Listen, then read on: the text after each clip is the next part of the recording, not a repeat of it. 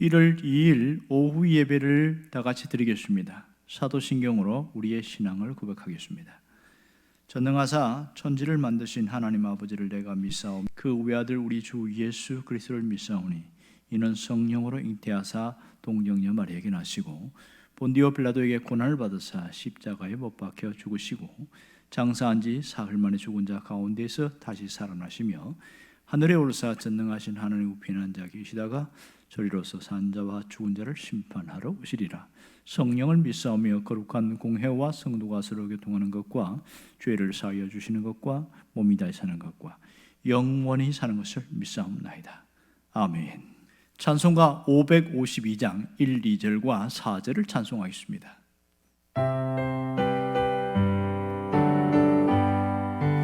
아침 해가 돋을 때 만물 신선하여라. 나도 세상 지낼 때 햇빛 되게 하소서. 주여 나를 도우사 세월 헛송 않고서 어두운 세상 지낼 때 햇빛 되게 하소서. 새로운 광음을 보람 있게 보내고 주의 일을 행할 때에 햇빛 되게 하소서. 주여 나를 도우사 세월 헛송 않고서 어두운 세상 지낼 때 햇빛 되게 하소서. 밤낮 주를 위하여 몸과 마음을 드리고 주의 사랑 나타내 햇빛 되게 하소서. 주여 나를 도우사 세월 헛송 않고서 어두운 세상 지낼 때 햇빛 되게 하소서. 아멘.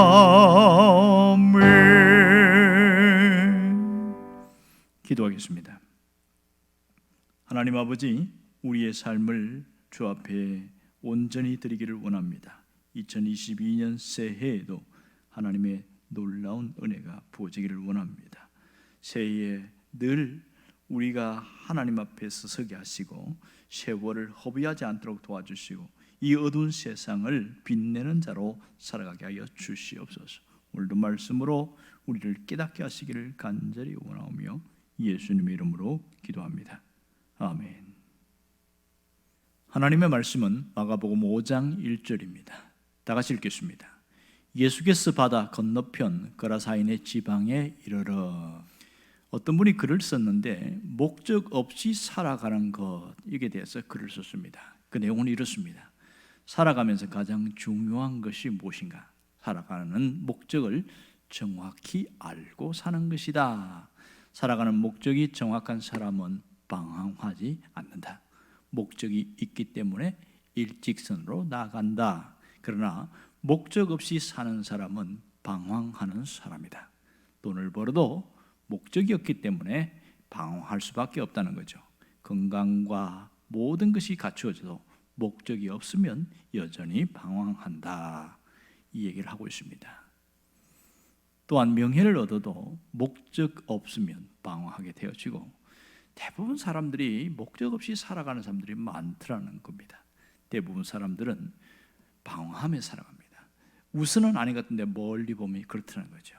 그러나 목적이 정확한 사람은요, 돈을 적게 벌어도 방황하지 않습니다. 왜냐하면 목적이 정확하기 때문입니다. 남들이 알아주지 않아도 섭섭해하지 않습니다. 목적이 있기 때문입니다. 지금 하는 일을 멈추고 여러분이 가만히 생각해 보시오. 나는 이 세상을 무슨 목적으로 사는가? 이것이 대단히 중요합니다. 목적이 정확한 사람은 결단코 방황은 없습니다. 오늘 본문은 예수님의 사역의 모습을 보여주고 있습니다. 이 사역의 모습이 목적 없이 사는 것과 목적을 갖고 사는 것에 대한 분명한 차이점을 알려주고 있습니다. 이 배경은 이미 우리가 잘 알고 있습니다. 예수님이 갈릴리 바다를 오는 동안에 광풍에 시달리고 제자들이 상당한 어려움을 당할 때 예수님이 문제를 해결해 주었습니다. 예수님께서 바다 건너편 그라사인의 지방에 이르렀다, 이렇게 이야기를 하고 있습니다. 오늘 중요한 것은 왜 예수님이 그라사인의 땅으로 갔느냐 하는 겁니다. 그라사는 어떤 땅입니까? 갈릴리 동쪽에 있는 땅이고 이방인의 땅입니다. 여전히 헬라 문화권 속에 있는데 마태복음 8장과 누가복음 8장에도 동일하게 나오고 있습니다. 그런데 마태복음 8장에서는 가다라 지방이다, 이렇게 이야기합니다. 찾아보니까 가다라 지방 안에 그라사라는 동네가 있었던 것을 알 수 있습니다. 그런데 왜 예수님이 그라사로 가느냐 하는 겁니다. 오늘 본문 1절과 마지막 22절을 보면 예수님이 일부러 갔다는 것을 알 수 있습니다. 자, 이것을 통해서 뭘 알 수 있습니까? 예수님의 발걸음은 목적이 있는 발걸음이었습니다. 뭐하러 갔어요? 한 사람을 만나기 위해서, 그 사람을 살리기 위해서 갔다는 사실입니다. 정말 예수님의 모든 행보는 목적이 있는 발걸음인 것을 분명하게 보여주고 있습니다. 우리의 삶을 어떻게 살아야 하는가를 예수님의 모습을 통해서 깨달을 수 있습니다. 어떤 삶입니까? 목적이 있는 삶을 살라는 거죠. 목적이 이끄는 삶을 살아가라. 이 점이 대단히 중요합니다. 여러분, 모든 인생은 목적이 있습니다. 살아가는 목적이 있습니다. 지금 여러분들은 어떻게 살고 있습니까? 인생의 목적은 무엇입니까? 여러분이 살아가는 삶의 목적은 뭐냐는 겁니다. 혹시 이런 문구 본 적 있습니까? 당신은 지금 어디로 가고 있습니까? 이렇게 한 문구가 있는데 이 말의 뜻은 뭐냐면 당신의 인생은 어디로 향하고 있습니까? 이런 뜻이 되겠고요. 당신의 삶의 목적은 무엇입니까? 그런 뜻이 되겠지요. 그렇다면 오늘 우리 스스로 한번 질문해 봐야 됩니다. 나는 무엇을 위해서 살고 있는가? 나는 누구를 위해서 살고 있는가? 나의 인생은 어디로 가고 있는가? 깊이 생각해야 됩니다. 목적 없는 사람은 방향타 없는 배와 같다. 스코틀랜드의 역사가인 토마스 칼라일이 한 말입니다. 정말 중요하죠. 살아갈 목적이 없는 사람은 이 인생의 파도와 바람에 부딪힐 때 휘청거릴 수밖에 없고 부서지고 때로는 흔적도 없이 바다 아래에 가라앉을 수밖에 없습니다. 여러분, 유명한 사람 중에 돈키호테를 쓴 세르반테스를 혹시 아시지요? 그는 어떻게 살았는지 압니까? 그가 목적 없는 인생을 살다가 그만 실수로 감옥에 들어가게 됐습니다. 나이 50에 감옥에 들어간 것 얼마나 비참합니까? 그러면서 자기 인생을 돌아보게 된 거지요. 내가 어쩌다가 이 모양이 되었나, 그러다가 자신이 뭘 잘할 수 있을까 찾다가 글을 써보자, 그런 생각을 가지고 글을 쓰기 시작했습니다. 감옥 안에서 고치고 또 고치고 글을 썼는데 위대한 작품인 돈키호테가 그 감옥에서 나왔다는 것을 알 수가 있습니다. 사람이 어떤 목적을 가질 때에 삶이 달라집니다. 하지만 목적을 잃어버리면 목적지가 없게 되어지는 거죠. 오늘을 위해서만 살고 수단과 방법 가리지 않고 살고 자기 욕심 채우는데 살아갑니다. 목적을 잃어버린 사람의 모습이겠죠. 두 청년이 한 번은 길을 가면서 이런 얘기를 했습니다. 우리가 꼿꼿하게 앞으로 직선거리로 누가 갈 수 있는지 내기를 해보자. 이렇게 해서 청년들이 그렇게 어떤 곳에 내기를 했는데 아마도 모래사장에서 아마 걸어뜯는 것 같습니다. 그런데 한 사람은 전체를 돌아보니까 길이 삐뚤삐뚤합니다. 그런데 한 사람은 정확하게 일직선으로 갔습니다. 그래서 물었어요. 자네는 어떻게 해서 이렇게 갈 수 있었나? 그랬더니 이 청년이 하는 말이 나는 저 끝에 있는 소나무를 바라보고 갔다, 이렇게 이야기합니다. 놀랍지 않습니까? 사람이 목적이 있으면 정확하게 가고 있습니다. 지금 내 인생은 무엇을 향해 가고 있는지 한번 돌아볼 수 있기를 원합니다. 내 인생은 어디로 향해 가고 있는지를 점검해 보시길 바랍니다. 목적이 없는 인생은 결국은 허무함밖에 없습니다.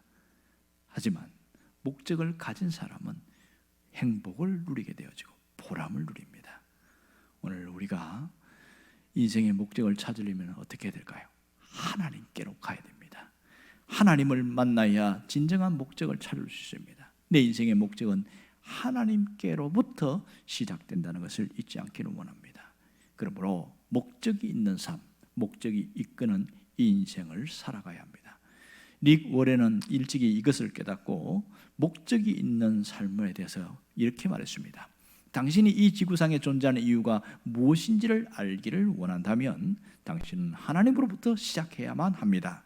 당신은 바로 하나님의 목적에 의하여 그리고 하나님의 목적을 위하여 이 세상에 태어났기 때문입니다. 그가 쓴 목적이 이끄는 삶이라는 책에 보면 5가지를 이야기하고 있습니다. 첫째는 우리는 하나님의 기쁨을 위해 계획되었다고 말합니다. 두 번째는 우리는 하나님의 가족으로 태어났다고 이야기합니다. 세 번째는 우리는 그리스도를 닮도록 창조되었다고 합니다. 네 번째는 우리는 하나님을 섬기기 위해 지음받았다고 합니다. 다섯 번째는 우리는 사명을 위해서 지음받고 이 땅을 살아가야 한다. 이렇게 이야기합니다. 목적이 있는 삶을 강조하는 것이지요. 목적이 있는 삶은 삶의 방향, 이정표가 분명합니다. 가는 길이 확실해지는 것이지요. 하나님의 목적대로 사는 사람은 가장 행복한 삶을 살고 의미 있고 보람된 삶을 산다는 겁니다. 여러분의 인생의 목적은 무엇입니까? 가장 가치 있는 인생은 사람을 살리는 것이었습니다. 사람을 세우고 사람을 회복시키는 것, 이것이 삶의 목적이 될 때 그 사람은 가장 행복하고 보람된 인생을 살았다, 그렇게 말하고 있습니다. 이러한 인생을 사람들은 정말 많습니다. 그 중에 슈바이처 박사 같은 경우에는 그런 삶을 살았습니다. 아프리카의 성자라고 불리는 이 슈바이처는 가봉에서 그의 자기 생애를 불태우는데 다른 사람들을 위하여 살았더니 성자라는 칭을 받았습니다. 여러분, 남아있는 생을 사람을 살리는 데 투자할 수 있기를 바랍니다. 교회가 왜 중요한지 아십니까? 교회는 사람을 살리는 공동체이기 때문에 그렇습니다. 우리가 교회의 일원으로서 사람을 살리는 그 일에 집중한다면 하나님이 가장 기뻐할 것입니다. 하나님이 나를 이곳에 보낸 이유를 알아야 됩니다. 왜 보냈어요? 나를 통해서 살려야 될 사람이 있기 때문입니다. 이걸 깨닫는 것을 소명이다 그럽니다. 이걸 의식하고 살아가는 것을 소명의식이다 이렇게 말합니다. 교회의 본질은 사람을 살리는 데 있습니다. 교회는 사람을 살리고 세우고 사람을 회복시키는 데 있다는 것을 잊지 않기를 원합니다. 더 나아가서 사람을 섬기는 것, 이것이 우리가 해야 할 일입니다.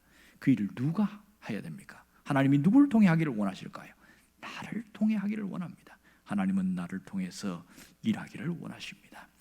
우리가 하나님의 일에 쓰임받는 자가 되기를 원합니다. 여러분, 사람을 살리는 일에 내 모든 것을 집중하기로 결심해 보십시오. 그러면 하나님은 나를 통하여 오늘 살려야 할 사람들을 보내주시고 그 살릴 사람들을 세우십니다. 여러분, 스스로에게 나는 사람을 살리고 있는가 질문해 보아야 합니다. 이렇게 사람을 살리는 자들은 먼저 내 영혼이 살아있어야 됩니다. 어디부터 시작해야 될까요? 가정에서부터 시작하십시오. 그리고 한 걸음 나아가서 내 주변에 있는 사람, 이런 사람들을 살려내는 그 일에 나아간다면 하나님은 가장 기뻐할 것입니다. 사람을 살리는 일에 내 인생의 목적을 두기를 주의 이름으로 축원합니다. 기도하겠습니다.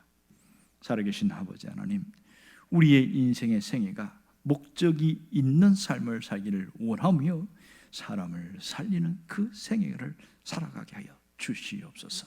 예수님의 이름으로 기도합니다. 아멘. 주기도문 하겠습니다. 하늘에 계신 우리 아버지여, 이름이 거룩히 여김을 받으시오며 나라가 임하시오며 뜻이 하늘에서 이루어진 것 같이 땅에서도 이루어지이다.